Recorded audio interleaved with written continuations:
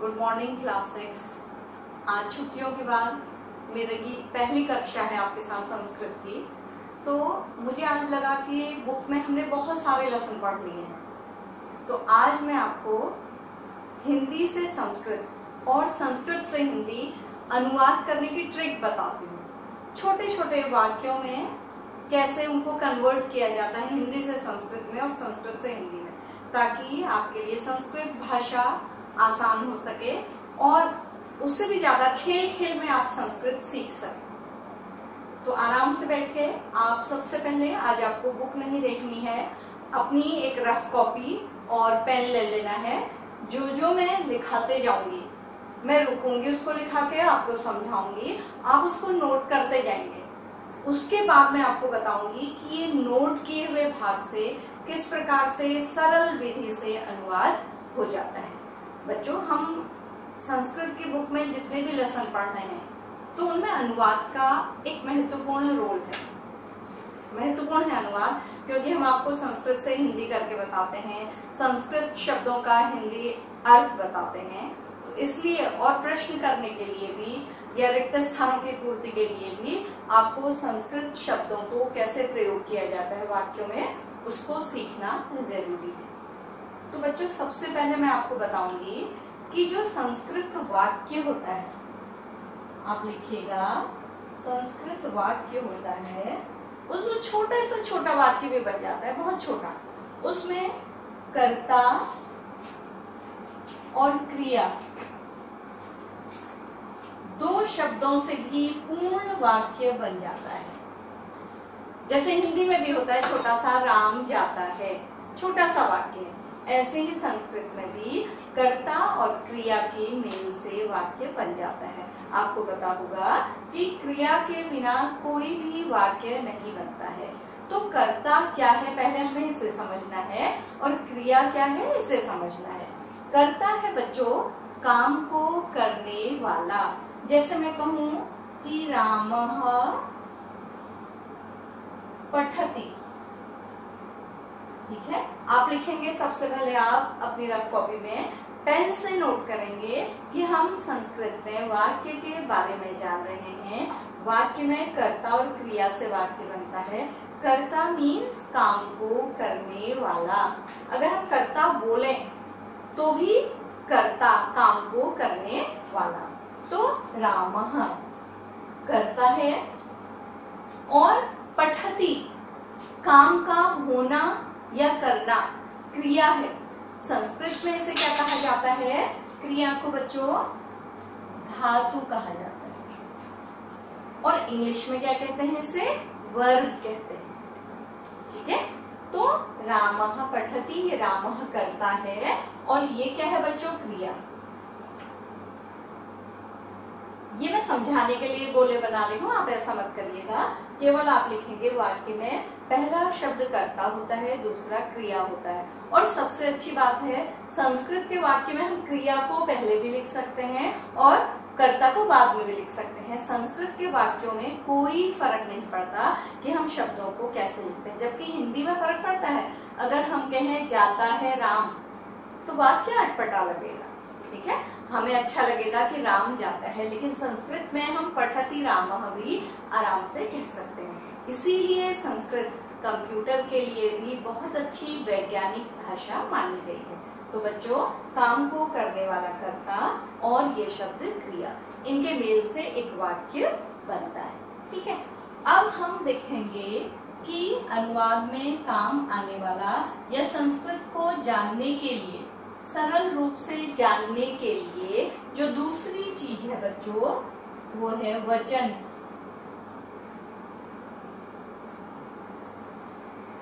ये मैंने आपको पहले भी पढ़ाया था प्रथम पाठ के साथ, लेकिन तब क्लास बहुत लंबा हो गया था, केवल इसी को फोकस नहीं किया गया था, कक्षा में पाठ भी पढ़ाया गया था। तो मुझे ये लगा कि तब उस समय बच्चे नए थे, बेटा आप हमसे फेमिलियर नहीं थे, नहीं जानते थे, और अब पढ़ते पढ़ते आप जानने लगे हैं, तो मुझे लगता है कि आपको फिर से इसको समझाना चाहिए। तो वचन का मतलब होता है बच्चों नंबर, ठीक है। तो हिंदी और इंग्लिश में केवल 2 ही वचन होते हैं, जबकि संस्कृत में 3 वचन होते हैं। आपको याद होगा मैंने बताया था एक वचन, आप लिखिएगा मेरे साथ, द्विवचन। अब बोर्ड में आगे जगह नहीं है, आप आगे के लिखिएगा कॉपी में, और मैं यहाँ लिख दे रही हूँ बहुवचन। अब ये क्या है? किसी एक वस्तु के लिए एक वचन का प्रयोग किया जाता है। मान लीजिए हमारे पास एक फ्लावर है या एक इंसान है, कुछ भी है। द्विवचन में ये चीजें क्या हो जाती हैं? दो हो जाती हैं। द्विवचन केवल संस्कृत में होता है, अंग्रेजी और हिंदी में इसका प्रयोग नहीं होता है। बहुवचन में ये चीजें कैसी हो जाती हैं बच्चों? तीन या तीन से अधिक। जरूरी नहीं कि वो तीन हो, तीन से अधिक भी हो सकती हैं, और कम से कम कितनी होती हैं? तीन। तो संस्कृत में हमने दूसरी चीज क्या जानी? वचन। एक वचन किसी एक पर्सन या एक वस्तु के लिए प्रयोग किया जाने वाला वचन। द्विवचन दो वस्तुओं के लिए प्रयोग किया जाने वाला या दो व्यक्तियों के लिए प्रयोग किया जाने वाला वचन। और बहुवचन तीन या तीन से अधिक वस्तुओं के लिए प्रयोग किए जाने वाला वचन। तो ये याद हो गया आपको, इसको लिख लीजिएगा। इसके साथ आप कोई भी ड्राइंग बना सकते हैं, इंसान भी बना सकते हैं, 1 2 3, ताकि आपको क्या रहेगा? याद रहेगा। और आपने देखा होगा हमारे सारे रूप, चाहे हम धातु रूप पढ़ें या बालक के रूप पढ़ें, वो 3 लाइनों में होते हैं बच्चों। एक लाइन एक वचन की होती है, पहली लाइन, दूसरी लाइन द्विवचन की होती है, तीसरी लाइन बहुवचन की होती है। तो ये आपको समझ में आया ठीक से? अब आगे जो हम एक्सरसाइज करेंगे उसमें इनकी जरूरत पड़ेगी। तो आपने ये नोट कर लिया है। आपको आज मेरे साथ साथ नोट भी करना है। आपको फेयर कॉपी में कुछ भी नहीं लिखना है, लेकिन इसे लिखकर सीखना है, ठीक है? एक वचन, द्विवचन, बहुवचन, और जो लिखना होगा वो मैं आपको बता दूंगी, ठीक है? तो ये 3 वचन हो गया। तो दूसरी चीज हमारी अनुवाद सीखने के लिए या संस्कृत भाषा सीखने के लिए था वचन। अब तीसरा हमारा फीचर है लिंग, जेंडर। लिंग, तो ये भी बच्चों पुल्लिंग और स्त्रीलिंग। अधिकतर भाषाओं में केवल 2 ही लिंगों का प्रयोग किया जाता है। पुल्लिंग पुरुषवाचक शब्दों के लिए और स्त्रीलिंग महिलाओं के लिए या महिलावाचक शब्दों के लिए, ठीक है? लेकिन संस्कृत में लिंग भी कितने होते हैं बच्चों? 3 होते हैं। क्या क्या होते हैं आप सोचिए, आपको पहले भी पढ़ाया गया है ये किसी पाठ के साथ, प्रथम पाठ के साथ। याद आया आप लोगों को? तो मैं दोबारा आपको बता रही हूँ। पहला है पुल्लिंग, पुल्लिंग, फिर है स्त्रीलिंग, और फिर है नपुंसक लिंग, नपुंसक लिंग। आपको ये भी नोट करना होगा। तो इसके लिए मैं आपका चित्र भी एक बना दे रही हूँ। ये हो गया पुल्लिंग,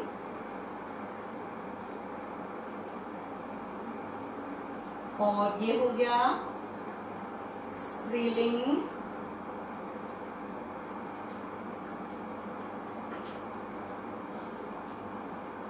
और ये हो गया हमारा नपुंसकलिंग, पत्ता।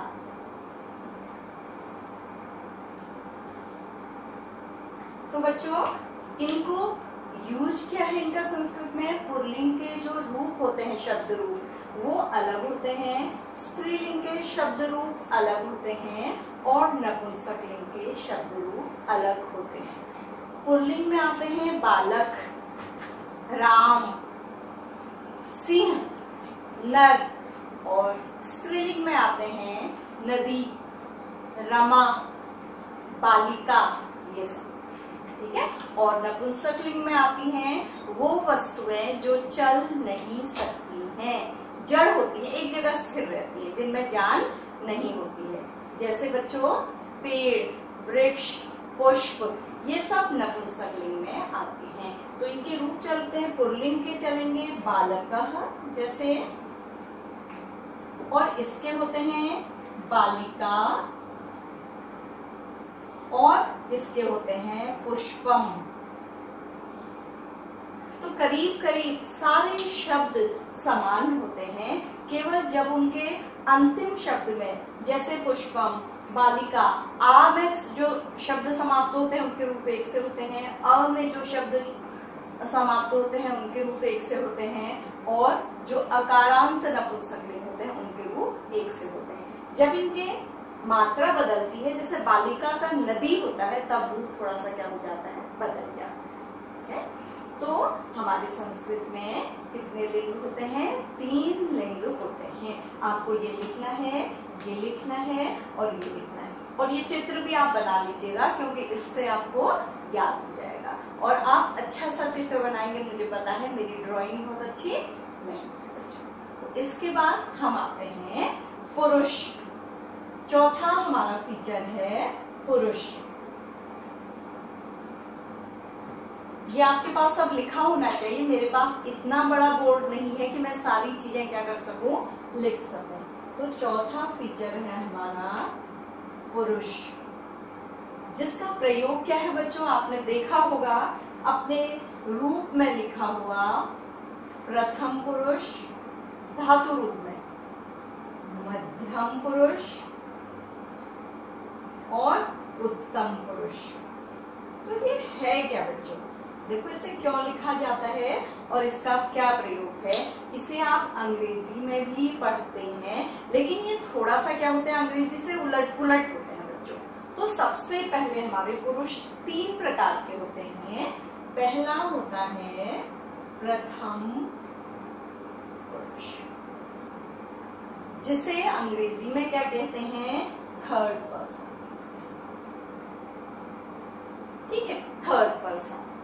ठीक, फिर हमारा होता है, दूसरा होता है मध्यम पुरुष,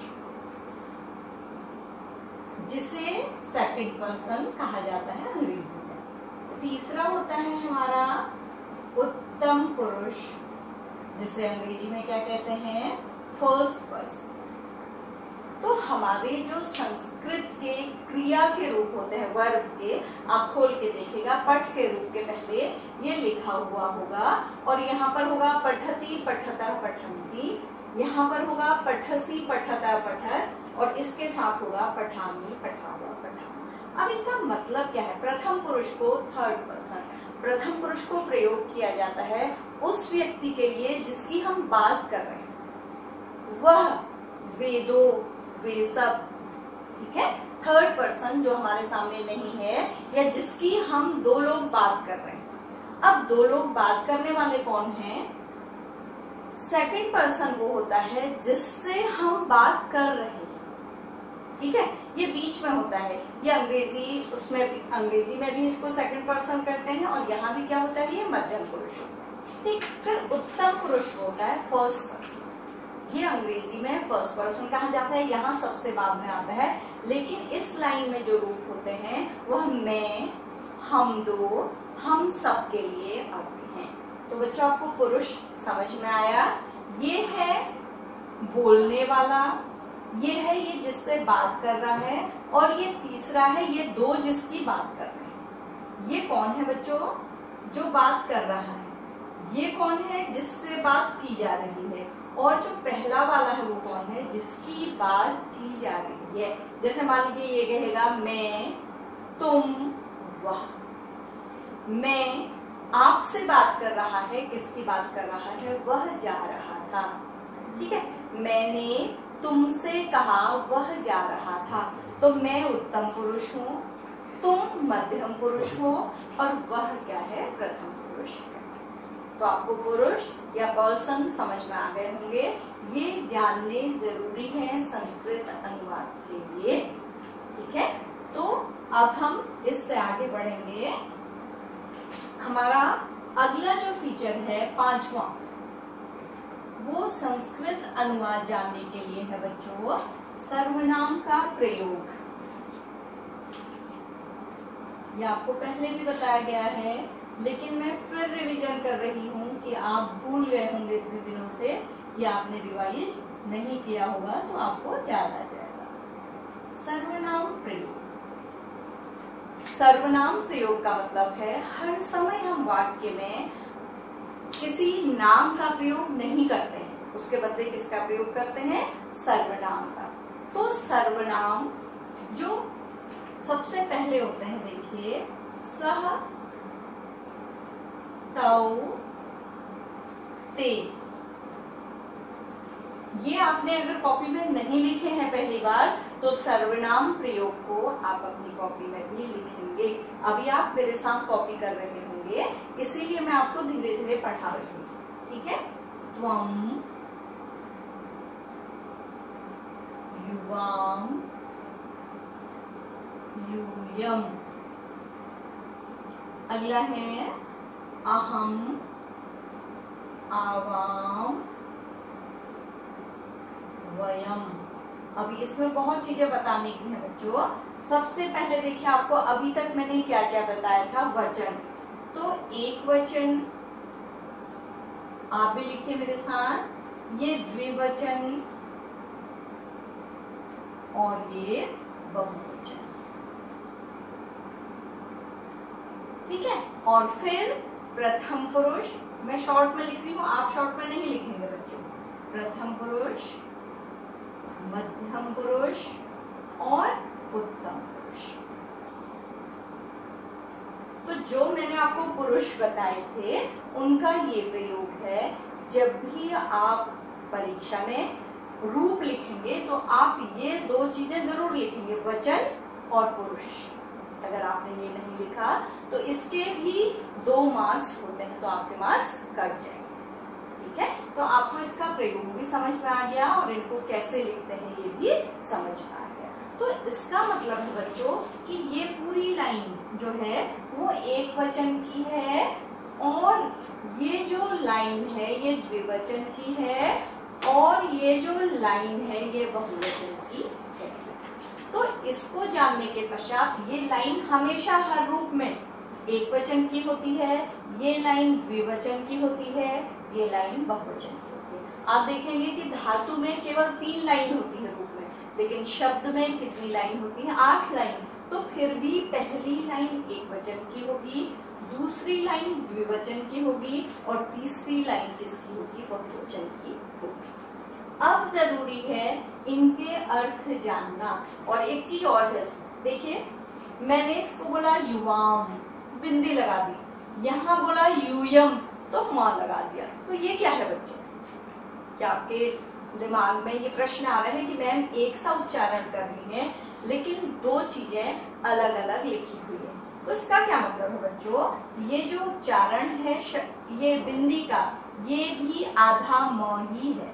हम इसे बिंदी के रूप में भी लिख सकते हैं, और म, ये भी इनकम्प्लीट म है, इसमें स्वर नहीं मिला हुआ है, इसे हलंत कहते हैं, तो ऐसे भी लिखा जा सकता है। तो ये दोनों सही हैं, ये भी सही है, ये भी सही है।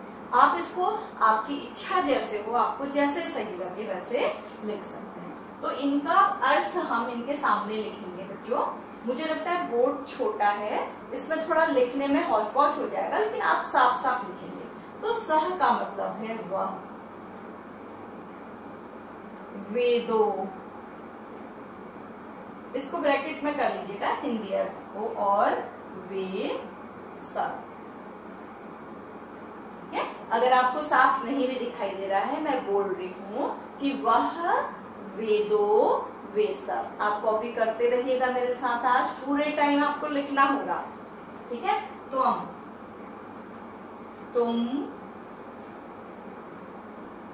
तुम दो, और तुम सब, ठीक है? फिर अहम, मैं, हम दो, और हम सब। ये जो लाइन है ये हम 3 से लेकर हम सब तक हो सकती है। देखिए, बहुवचन की लाइन, द्विवचन की लाइन और एक वचन की लाइन। तो ये बच्चों आप समझिए संस्कृत के पैर हैं जिस पर संस्कृत चलती है। अगर ये पैर ही नहीं होंगे तो आपको संस्कृत आएगी नहीं, बार बार याद करनी पड़ेगी और याद करके क्या हो जाएगा, आप भूल जाएंगे। तो बच्चों ये हमारे सर्वनाम प्रयोग जो थे ये पुल्लिंग और स्त्रीलिंग के लिए थे, लेकिन स्त्रीलिंग में सर्वनाम की पहली लाइन क्या हो जाती है, बदल जाती है। स्त्रीलिंग के लिए जब हम सर्वनाम का प्रयोग करते हैं तो हमारी प्रथम पुरुष वाली ये लाइन जो हो जाती है बदल जाती है, ये हो जाती है सा ते ता। बिल्कुल यही अर्थ होगा, वह वे दो वे सब, लेकिन ये किसके लिए है, स्त्रियों के लिए, लड़कियों के लिए। केवल एक लाइन बदलती है, दूसरी लाइन ये वाली और ये वाली बिल्कुल सेम रहती है। ये याद रखिएगा, जब हम लड़कियों के लिए किसी वाक्य को बनाएंगे तो ये सर्वनाम क्या हो जाएंगे, बदल जाएंगे। या बालिका, बालिके, बालिका का प्रयोग करेंगे तो ये सब जो हमारी पहली लाइन का सर्वनाम है वो बदल जाएगा।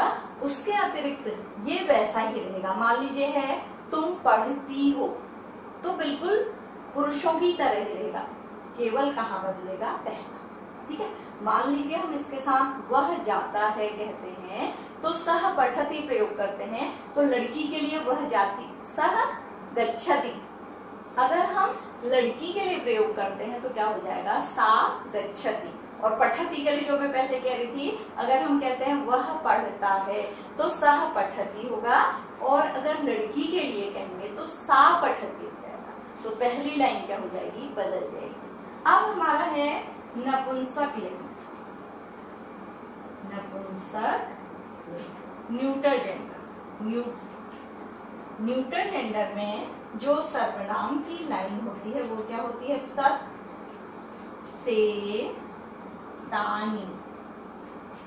और केवल एक ही लाइन होती है, क्योंकि उनके लिए उनमें आपस में उसमें जो मध्यम पुरुष और उत्तम पुरुष होता है वो नहीं होता, क्योंकि पुष्प ये नहीं कह सकता कि मैं खिल रहा हूँ, या दूसरे से बात नहीं कर सकता कि तुम खिल रहे हो। केवल उनके लिए कौन बात कर सकता है, मनुष्य बात कर सकते हैं। तो इसमें केवल क्या होता है, प्रथम पुरुष। ये याद रखिएगा, इसमें दो जो नीचे वाले पुरुष है, मध्यम पुरुष और उत्तम पुरुष, वो होते ही नहीं है, क्योंकि फूल आपस में बात नहीं करते हैं। ठीक है, तो स्त्रीलिंग में ये दो लाइनें समान होती हैं, ये लाइन क्या हो जाती है, अलग हो जाती है। तो ये आपने कॉपी कर लिए हैं सब, इसको कॉपी करिए। अगर छूट गया हो तो बच्चों वीडियो फिर से चलाकर उसको कॉपी कर लीजिएगा। तो ये चीजें थी। इसके अतिरिक्त अब इनका प्रयोग धातु के रूप में किस तरह से होता है वो हम सीखेंगे। तो मैं फिर से बता रही हूँ आपको, सर्वनाम प्रयोग पुल्लिंग के लिए पहले मैंने आपको बताया, फिर स्त्रीलिंग के लिए मैंने आपको बताया कि केवल एक लाइन बदलेगी, दो लाइनें ऐसी ही रहेंगी। फिर मैंने बताया नपुंसक लिंग में एक ही लाइन होती है, प्रथम पुरुष, मध्यम पुरुष और उत्तम पुरुष नहीं होता है। और क्यों नहीं होता है ये भी मैंने आपको बता दिया है। अब देखिए हम आते हैं अपने धातु रूप प्रयोग में। तो मैं आपको इसके लिए ये जरूरी है कि ये हमारे पास यहीं पर हो, तो मैं इसको ऐसे ही यहीं पर रख रही हूँ, यहाँ पर धातु रूप लिख रही हूँ मैं। उसमें भी बच्चों अभी मैं बताती हूँ, देखिए पठति, पठतः, पठन्ति। आप मेरे साथ लिख रहे हैं, लिख लीजिएगा, या आपकी बुक में भी है ये, उससे भी आप कॉपी कर सकते हैं अगर आपको साफ नहीं दिखाई दे रहा है। पठसी, पठतः, पठत, फिर पठामि, पठावः, पठामः। अब इसमें भी एक वचन, द्विवचन, बहुवचन आएगा, तो यहाँ पर अब जगह नहीं है, मैंने लिख रही हूँ। और वही प्रथम पुरुष, मध्यम पुरुष और उत्तम पुरुष, ये सब लिखना बिल्कुल जरूरी है बच्चों। अब आप देखिए, आपके सर्वनाम 1, 2, 3, 4, 5, 6, 7, 8, 9 और अगर हम इनको गिने तो ये भी 1 2 3 4 5 6 7 8 9। तो हम इनमें नंबरिंग कर लेते हैं बच्चों। तो आप अपनी पेंसिल उठाइए, या अगर पेंसिल नहीं है आसपास तो पेन से ही नंबरिंग करिए। 1 2 3 4 5 6 7 8 9। अब बिल्कुल समझ लीजिए, अब हम संस्कृत पढ़ नहीं रहे हैं, गेम खेल रहे हैं, बिल्कुल शतरंज की तरह, लूडो की तरह, कि आपको कितने अंक इसके साथ क्या मैच करना है, इसके साथ क्या मैच करना है। अगर आपने गलत मैच कर दिया तो आप आउट हो गए, अगर सही मैच कर दिया तो आपका सही हो गया। तो फिर हम नीचे भी लिख लेंगे 1 2 3 4 5 6 7 8। मुझे पता है आप लोग गेम खेलने में बहुत तेज हैं बच्चों, आपको बहुत जल्दी समझ में आ जाएगा और आप कभी भूलेंगे भी नहीं। सोच लीजिए कि कहीं पर 9 स्क्वायर्स बने हैं, दूसरी जगह भी बने हुए हैं, तो आपको 1 स्क्वायर को 1 स्क्वायर से मैच करना है। ठीक है, तो आपको क्या करना है, मान लीजिए 1 स्क्वायर में कुछ रखा है, उधर भी 1 स्क्वायर में कुछ रखा है, दोनों को आपको क्या कर लेना है, एक साथ ले आना है। इस तरह का गेम है। अब देखिए 9